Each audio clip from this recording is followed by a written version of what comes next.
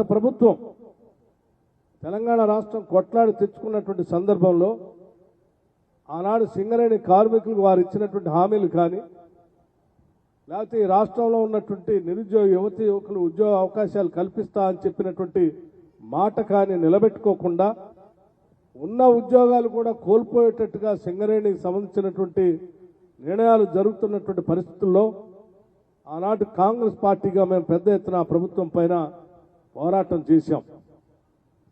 చేయటమే కాదు, ఇదే మార్చి నెలలో ఆదిలాబాద్ బోత్ శాసనసభ నియోజకవర్గం నుంచి ఖమ్మం వరకు ఆనాడు సిఎల్పి లీడర్గా ప్రతిపక్ష నాయకుడిగా కాంగ్రెస్ పార్టీ ఆదేశాల మేరకు పాదయాత్ర చేసి మార్గ మధ్యంలో అనేక ప్రాంతాల్లో బొగ్గుగల్లో పనిచేస్తున్నటువంటి వేలాది మంది కార్మిక సోదరులను కలవటం జరిగింది. ఓపెన్ కాస్ట్ మైన్స్లోకి నడుచుకుంటూ వెళ్ళటం కూడా జరిగింది. ఆనాడు మాట్లాడినటువంటి ప్రతి సందర్భంలో కూడా కార్మికులు నాకు చెప్పినటువంటి అంశాలని ప్రతి సందర్భంలో సింగరేణికి సంబంధించి తీసుకునే ప్రతి నిర్ణయంలో కూడా ఆ కార్మికులు చెప్పినటువంటి మాటల్ని మనసులో పెట్టుకొని నేను సంతకం పెట్టేటప్పుడు దీనిపైన నిర్ణయాలు చేస్తా ఉన్నాం అనే సంగతి కూడా మీ అందరికీ తెలియజేస్తా ఉన్నాను. ఆనాడు కార్మిక సోదరులందరూ చెప్పారు, స్థానికంగా ఉన్నటువంటి మా పేద కుటుంబాలకు సంబంధించి మధ్యతరగతి కుటుంబాలకు సంబంధించినటువంటి వాళ్ళందరికీ కూడా ఉద్యోగ అవకాశాలు పెద్ద ఎత్తున రావడానికి అవకాశం ఉన్నటువంటి సింగరేణి బొగ్గుబాయిల్ని కాపాడండి, ఆ బొగ్గుబాయిల ద్వారా మాకు ఉద్యోగ అవకాశాలు వచ్చేటట్టుగా చూడండి అని చెప్పి వారు చెప్పినటువంటి ప్రతి మాటని గుర్తుపెట్టుకుని ఈరోజు ఆ బొగ్గుబాయిల్ని కాపాడే కార్యక్రమంలో భాగంగానే ఈరోజు రాష్ట్ర ప్రభుత్వం నిర్ణయం తీసుకుంటూ ముందుకు పోతుందని చెప్పడానికి కూడా నాకు ఎటువంటి సందేహం లేదు. అంతేకాదు, నా ఈ పాదయాత్రలో భాగంగా కొన్ని వేల మందిని మార్గ మధ్యలో కలిశాను. కలిసిన కార్యక్రమంలో భాగంగా ఆదిలాబాద్ నుంచి ఖమ్మం వరకు కలిసిన ప్రతి గ్రామంలో తాడితులు, పీడితులు, బలహీన వర్గాలకు సంబంధించిన పేద కుటుంబాలు అనేక మంది నన్ను కలిసి, అయ్యా మేము అనేక రకాలైనటువంటి ఇబ్బందుల్లో ఉన్నాం, అనేక దశాబ్దాలుగా ఈ ప్రాంతంలో శ్రమైక జీవనం గడుపుతూ ఒక కొట్లాడి తెలంగాణ రాష్ట్రాన్ని తెచ్చుకున్నాం, గత 10 సంవత్సరాలుగా మాకు ఇల్లు లేక ఇబ్బంది పడుతూ ఉన్నాం, ఆ ఇళ్ల కోసం డబల్ బెడ్రూమ్ ఇల్లు ఇస్తామని చెప్పి మాటిస్తే ఆశపడి ఓటేసి గెలిపించాం. కానీ గెలిపించిన నాటి నుంచి నేటి వరకు కూడా ఉన్న ఇందిరమ్మ ఇల్లు కూడా పోయి డబల్ బెడ్రూమ్ ఇల్లు దేవుడేరు, కొండనాలికి మందేస్తే ఉన్న నాలిక పోయినట్టు డబల్ బెడ్రూమ్ ఇల్లు ఇస్తామని చెప్పి మోసం చేసి ఉన్న ఇందిరమ్మ ఇళ్లను కూడా బంద్ చేసినటువంటి ఈ దుర్మార్గపు ప్రభుత్వాన్ని వదిలించుకొని సాధ్యమైనంత మేరకు మా పేదలందరికీ కూడా ఇల్లు వచ్చేటట్టుగా ఇందిరమ్మ రాజ్యాన్ని తీసుకొని వచ్చి మాకు ఇల్లు ఇవ్వండి అని చెప్పి ప్రతి గ్రామంలో కలిసిన ప్రతి పేద కుటుంబానికి ఇచ్చినటువంటి మాటని ఈ రాష్ట్ర ప్రభుత్వం అధికారంలోకి వచ్చిన తర్వాత నిలబెట్టుకోవాలనే కార్యక్రమంలో భాగంగానే ఈరోజు ముందుకు వెళ్తా ఉన్నాం. అంతేకాదు, ఇల్లు కట్టిన వారందరికీ మేము రెగ్యులైజ్ చేస్తామని, మిగిలిపోయిన సింగరేణి కాలనీస్ ప్రాంతాల్లో వారందరికీ జీవో 76 ప్రకారం నిర్ణయాలు చేస్తామని దాదాపు 23,000 మందికి 2006 నాడు మేము ఇచ్చాం. వాటన్నిటినీ కూడా వాటితో పాటు మిగిలిపోయినటువంటి వాళ్ళకు కూడా ఇస్తామని చెప్పి ఆనాడు మాటిచ్చి వచ్చాం. ఇవన్నీ కూడా ఆనాడు ఆషామాషిగా ఏదో రాజకీయాల కోసం చెప్పినటువంటి మాటలు కాదు. ప్రజలతో మమేకమై వారి గుండె చప్పుళ్ళు విన్న తర్వాత, వాళ్ళ ఆవేదన విన్న తర్వాత ఆ ఆవేదనలన్నింటినీ కూడా ఇందిరమ్మ రాజ్యాన్ని అధికారంలో తీసుకొని వచ్చి తద్వారా వీళ్ళందరికీ మేలు చేయాలనేటువంటి సంకల్పంతోనే రాష్ట్ర కాంగ్రెస్ నాయకత్వంలో ఉన్నటువంటి అందరూ కలిసి సమిష్టిగా పనిచేసి ఈరోజు ఇందిరమ్మ రాజ్యాన్ని తీసుకొని వచ్చాం. తీసుకొచ్చినటువంటి ఇందిరమ్మ రాజ్యం ఈరోజు ప్రజల కోసం ఆలోచన చేస్తాం. నిన్న మీ అందరికీ ఆవేదనతో నేను ఒక మాట పాలు పంచుకోవాలనుకుంటున్నాను. నేను పాదయాత్ర చేసినటువంటి సందర్భంలో ఆ పాదయాత్రలో ప్రజలందరితో వారు చెప్పినటువంటి మాటల్ని వింటూ మార్గ మధ్యంలో వస్తున్నటువంటి సందర్భంలో యాదగిరి గుట్ట లక్ష్మీ నరసింహస్వామి వారి కూడా పాదయాత్రలో భాగంగా గుట్ట ఎక్కి నడవటం జరిగింది.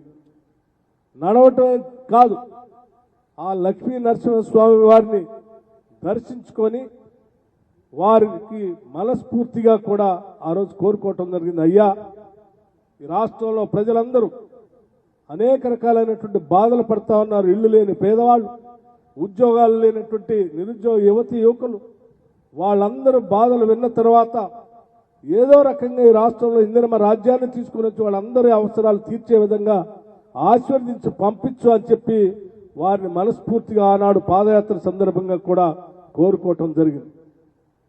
అలా కోరుకున్నటువంటి మాటలన్నింటినీ కూడా గుర్తుపెట్టుకుని ఈరోజు మా ప్రభుత్వం ఏర్పడిన తర్వాత రాష్ట్ర ప్రజలకు ఇచ్చిన 6 గ్యారంటీల్లో అత్యంత ప్రధానమైనటువంటి అంశం సింగరేణికి సంబంధించినటువంటి ఆయా స్థానికంగా ఉన్నటువంటి ఉద్యోగస్తులకి, అక్కడ ఉన్నటువంటి నిరుద్యోగ యువతి యువకులకి సింగరేణి కాపాడుకుంటూ వారికి ఉద్యోగ అవకాశాలు కల్పించటం, బొగ్గుబాయిల్ని సింగరేణికి ఉండేటట్టుగా చేయటం, అలాగే పేదవాళ్ల కోసం 6 గ్యారంటీల్లో ప్రకటించినటువంటి ఇందిరమ్మ ఇళ్లని లాంఛనంగా ప్రారంభం చేయటం అనేది మనసుకిచ్చినటువంటి సంతృప్తికరమైనటువంటి అంశంగా నేను భావిస్తూ, నిన్న ఆ లాంఛనంగా ఆ ఇందిరమ్మ ఇళ్లకు సంబంధించి డబుల్ బెడ్రూమ్ ఇళ్లని వేలాది మంది పేద ప్రజల యొక్క ఆకాంక్షలు తీర్చే కార్యక్రమంలో భాగంగా శ్రీ సీతారామచంద్ర స్వామి వారి సన్నిధిలో డబుల్ బెడ్రూమ్ ఇళ్లను ప్రకటిస్తూ దానికి కావలసిన నిధులు కేటాయిస్తూ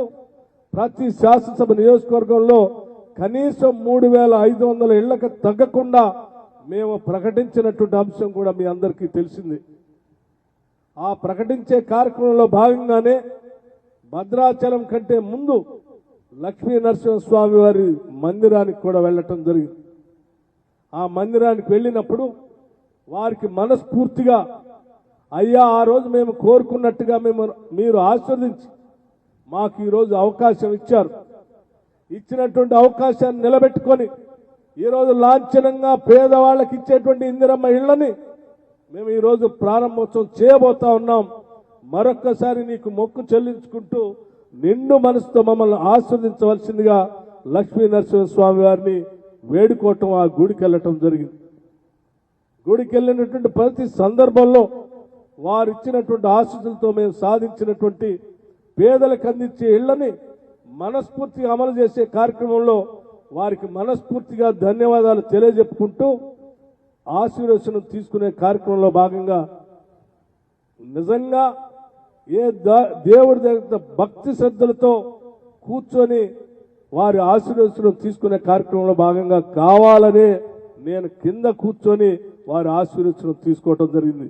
ఎందుకంటే నా మనస్ఫూర్తిగా మనసు నిండా ఉన్నటువంటి ఆ పేదలకు ఇచ్చేటువంటి ఇళ్ల కళ నిజమైనందుకు వారికి ప్రత్యేకంగా కృతజ్ఞతలు చెప్పుకోవడం కోసం నేనే కావాలని అక్కడ చిన్న పీట మీద కూర్చొని వారికి మనస్ఫూర్తిగా నిండు మనసుతో ధన్యవాదాలు చెప్పే కార్యక్రమంలో నేను ముందుకు వెళ్ళాను. కానీ దురదృష్టం, సరే ఆ చిన్న ఫోటోని తీసుకొని రాష్ట్రంలో చాలా మంది ట్రోల్ చేశారు. వారందరికీ నేను సహృదయంతో కృతజ్ఞత తెలియజేస్తాను. నిజమే, మీరు మనసుకి కష్టపడి ఉండొచ్చు, కానీ ఇది ఎవరో కావాలని చేసినటువంటి కార్యక్రమం కాదు. నేను ఈరోజు రాష్ట్రంలో ఉప ముఖ్యమంత్రిగా ఈ రాష్ట్ర ప్రభుత్వాన్ని శాసిస్తా ఉన్నాను. ఆర్థిక శాఖని, అట్లాగే విద్యుత్ శాఖని, ప్రణాళిక శాఖని కూడా నేనే నిర్వహిస్తూ ఈ రాష్ట్రంలో తీసుకునే అనేక రకాలైనటువంటి ప్రణాళికలు కానీ విధానపరమైన నిర్ణయాల్లో కూడా ప్రముఖ పాత్ర పోషిస్తూ ఈ రాష్ట్ర ప్రభుత్వాన్ని శాసిస్తా ఉన్నాను. నేను ఎవరికో తల వంచేవాడిని కాదు, ఎవరో పక్కన కూర్చోబెట్టేవాడిని అంతకంటే కాదు, ఆత్మగౌరవం చంపుకునేవాడిని కాదు, ఎవరికి కూడా ఆత్మగౌరవం కిందికి తీసుకొచ్చే కార్యక్రమం కూడా చేసేవాడిని కాదు. సౌహృదయంతో దీన్ని అర్థం చేసుకోవాల్సిందిగా వారందరికీ నేను విజ్ఞప్తి చేస్తూ ఒకటే చెప్పదలుచుకున్నాను.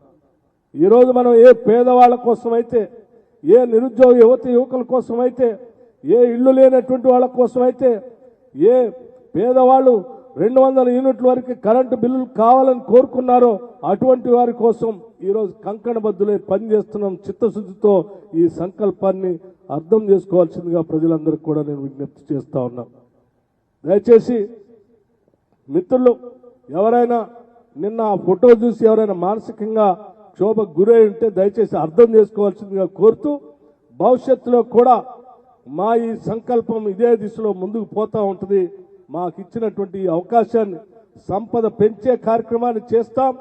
ఆ పెంచిన సంపదని ప్రజలకి పంచే కార్యక్రమాన్ని కూడా చేస్తాం. ఈరోజు సింగరేణికి సంబంధించిన ఆస్తులు కానీ సంస్థను కానీ వ్యవస్థను కానీ ఇంకా పెద్ద ఎత్తున అభివృద్ధి చేస్తాం. ఇది రాష్ట్ర ప్రజలకే ఉండేటట్టుగా దీని సంస్థ సంబంధించిన లాభాలు కానీ ఈ సంస్థ ద్వారా వచ్చేటువంటి ఆదాయం కానీ ఆ సింగరేణి కార్మికులతో పాటు తెలంగాణ ప్రజలకే ఉండేటట్టుగా చెందేటట్టుగా కూడా చేస్తామని కూడా ఈ సందర్భంగా ఈ గని కార్మిక లోకానికి ఆ పరిసర ప్రాంతాల్లో ఉన్నటువంటి ప్రజలందరికీ కూడా నేను విజ్ఞప్తి చేస్తా ఉన్నాను. దయచేసి రాష్ట్రంలో ఉన్నటువంటి సింగరేణికి సంబంధించినటువంటి అంశాలే కాకుండా మరొక అంశాన్ని కూడా మేము చాలా స్పష్టంగా ఈరోజు చెప్పదలుచుకున్నాం. ఈరోజు రాష్ట్ర ప్రభుత్వం నుంచి మేము నోటిఫికేషన్స్ ద్వారా మేము మాట ఇచ్చాము. ఆ రోజు పబ్లిక్ సర్వీస్ కమిషన్ ని ప్రక్షాళన చేస్తామని. ఈరోజు ప్రక్షాళన చేయటమే కాదు, అక్కడ నియామకాలు చేయటంతో పాటు నోటిఫికేషన్స్ కూడా ఇస్తా ఉన్నాం. ఇచ్చినటువంటి నోటిఫికేషన్ సంబంధించి నేను మరొకసారి చెప్తా ఉన్నాను. అనేక గ్రామాల్లో ఉన్నటువంటి పేదవాళ్ళు, మరీ అడవిలో ఉన్నటువంటి అడవి బిడ్డలకు సంబంధించిన తల్లిదండ్రులు, అయ్యా మా బిడ్డలను హైదరాబాద్ దాకా మేము పంపించి కోచింగ్ ఇప్పించలేము, ఒక్కసారి ప్రయత్నం చేసి మా దగ్గర ఉన్నంత డబ్బంతా పొడుగేసి కోచింగ్ ఇప్పిస్తే ఆ గ్రూప్ 1కి పేపర్ లీక్ అయి వాళ్ళు ప్రశ్నలు రాయలేక ఆ ప్రభుత్వం చేసినటువంటి తప్పిదాని వల్ల తిరిగి వెనక్కి ఊరికి తిరిగి వచ్చారు. మళ్ళీ తిరిగి వాళ్ళకి కోచింగ్ పంపించాలంటే మా దగ్గర అంత శక్తి లేదని చెప్పిన అనేక మంది తల్లుల మాటలను మనసులో పెట్టుకొని ఈ రాష్ట్ర ప్రభుత్వం మరొక నిర్ణయం కూడా తీసుకుంది. రాష్ట్ర వ్యాప్తంగా ఆయా నియోజకవర్గాల్లో ఉన్నటువంటి నిరుద్యోగ యువకులు ఎవరు హైదరాబాద్ నగరానికి రాకుండా మీ ప్రాంతాల్లో మీరు అక్కడే ఉండి ఈ రాష్ట్రంలో best of the best lecturers చెప్పేటువంటి పాఠాలని మీరు వినేటట్టుగా, రాష్ట్రంలోనే కాదు దేశంలో కూడా ఎక్కడైనా ఎవరైనా best of the best lecturers ఉంటే వాళ్ళని కూడా ఇక్కడ పిలిపించి పాఠాలు చెప్తే అవి నేరుగా మీరు వినేటట్టుగా ప్రతి శాసనసభ నియోజకవర్గంలో doctor BR Ambedkar knowledge centres ని కొద్ది రోజుల్లోనే మేము మొదలు పెట్టబోతా ఉన్నాం. ప్రతి శాసనసభ నియోజకవర్గంలో దీన్ని మొదలు పెడతాం. ఆన్లైన్లో పాఠాలు చెప్పిస్తాం. ప్రతి విద్యార్థి అందులో కూర్చొని నేరుగా పాఠం ఉన్నట్టుగా ఉండేటట్టుగా టెక్నాలజీని ఉపయోగించి పేదలు ఎవరికి రూపాయి ఖర్చు లేకుండా అందుబాటులోకి తీసుకొచ్చే కార్యక్రమాన్ని కూడా చేస్తూ ఉన్నాం. దాంతోపాటు ఈరోజు జనాభాలో సగభాగం ఉన్నటువంటి మహిళలందరికీ కూడా వడ్డీ లేని రుణాలను ఈరోజు పెద్ద ఎత్తున భారీ బహిరంగ సభ హైదరాబాద్ నగరంలో పెట్టి మేము అధికారంలోకి వచ్చిన డిసెంబర్ 7 నుంచి ఈనాటి వరకు తీసుకున్నటువంటి రుణాలన్నిటికి కూడా వడ్డీ మొత్తాన్ని రాష్ట్ర ప్రభుత్వం చెల్లించేటట్టుగా చెక్కును కూడా ఈరోజు హైదరాబాద్ నగరంలో లక్షలాది మంది మహిళల మధ్యలో చెక్కును అందించబోతున్నాం అని చెప్పి మీ అందరికీ మీడియా ద్వారా రాష్ట్ర ప్రజలందరికీ కూడా విజ్ఞప్తి చేస్తూ మేము చేసే ఈ ప్రతి కార్యక్రమం ప్రజలకే, ఏడు ఉన్నటువంటి ప్రతి పైసా ప్రజలకే అంకితం చేస్తున్నాం. గతంలో పాలకులు చేసినట్టుగా దోబరా ఖర్చు చేయం, ఈ రాష్ట్రాన్ని ఇబ్బంది పెట్టం, ఆదాయం రాకుండా చేసేటువంటి కార్యక్రమం కూడా చేయమని చెప్పి సింగరేణి లోకల్ స్థానికత సంబంధించి మిత్రులు అడుగుతా ఉన్నారు. గతంలో ఉన్నటువంటి ఉమ్మడి జిల్లాలకు సంబంధించినటువంటి వాటన్నిటిని కూడా సింగరేణికి సంబంధించిన స్థానికతలాగానే చూడమని చెప్తా ఉన్నారు. తప్పనిసరిగా పరిశీలన చేస్తామని చెప్పి మిత్రులందరికీ సవినయంగానే మనవి చేస్తూ ప్రతి సింగరేణి కార్మికుడు, నాయకుడు లేకపోతే ఉద్యోగస్తుడు ఇది మన సొంత సంస్థగా భావించి దీన్ని ముందుకు తీసుకొని పోవటం కోసం ప్రయత్నం చేయవలసిందిగా, దానికోసం ఈ ప్రభుత్వం ఎప్పుడూ మీకు అండగా ఉంటుందని మాటిస్తూ మీకున్నటువంటి ప్రతి సమస్యని మానవతా దృక్పథంతో పరిష్కరించడానికి ప్రభుత్వం సిద్ధంగా ఉందని కూడా మీ అందరికీ తెలియజేస్తూ సెలవు తీసుకున్నాను. జై హింద్. సింగరేణికి సంబంధించి కొన్ని ప్రకటనలు కూడా చేస్తా ఉన్నాం. బీసీ లైజనింగ్ ఆఫీసర్ని నియామకాన్ని ప్రకటిస్తా ఉన్నాం. అట్లాగే 1352 ఉద్యోగాల నియామకాన్ని కూడా ఖాళీలో ఉన్నటువంటి కూడా ప్రకటిస్తున్నాం.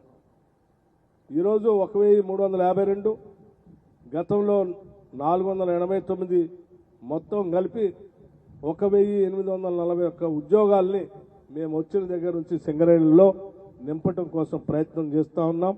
గత ప్రభుత్వాలు ఉన్న ఉద్యోగాల్ని ఖాళీ చేస్తే మేము ప్రతి నెల ప్రతిరోజు కూడా ఏ రకంగా ఒక నిరుద్యోగ యువకుకి ఉద్యోగం ఎట్లా ఇవ్వాలని ఆలోచన చేస్తున్నామని చెప్పడానికి ఇది ఒక స్పష్టమైన ఉదాహరణ. కేవలం 90 రోజుల్లోనే దాదాపు 30,000 ఉద్యోగాల్ని ఈరోజు రాష్ట్రంలో కొత్తగా నియామక పత్రాలు ఇచ్చాం. కేవలం 90 రోజుల్లో 3 నెలల్లోనే. అట్లాగే రామగుండం శాసనసభ్యులు రాజ్ ఠాకూర్ గారు ప్రత్యేకంగా అడుగుతా ఉన్నారు.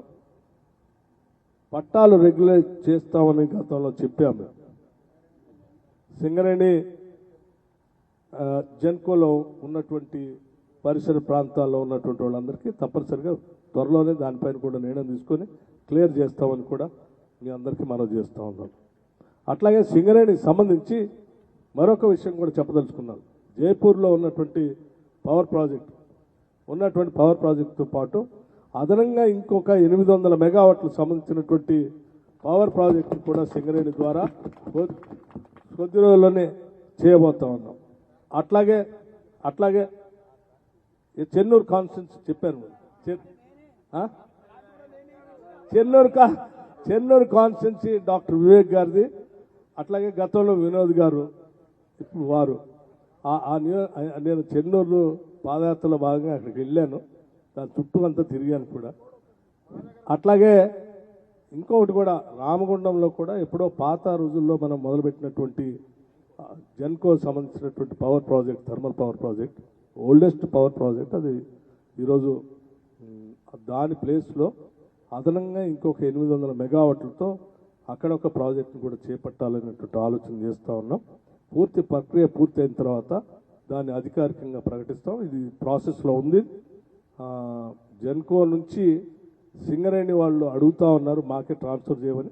తప్పనిసరిగా దాన్ని పరిశీలన చేసి భవిష్యత్తులో ఆ ప్రాజెక్ట్ను కూడా సింగరేణి వాళ్ళకి ట్రాన్స్ఫర్ చేసి కొద్ది రోజుల్లో అక్కడ కూడా ఇంకొక 800 మెగావాట్ల పవర్ ప్రాజెక్ట్ని భూమి పూజ చేసే కార్యక్రమం కూడా చేసుకుంటామని చెప్పి మీ అందరికీ సవినయంగా మనవి చేస్తూ సెలవు తీసుకున్నాను. జై హింద్. Thank you.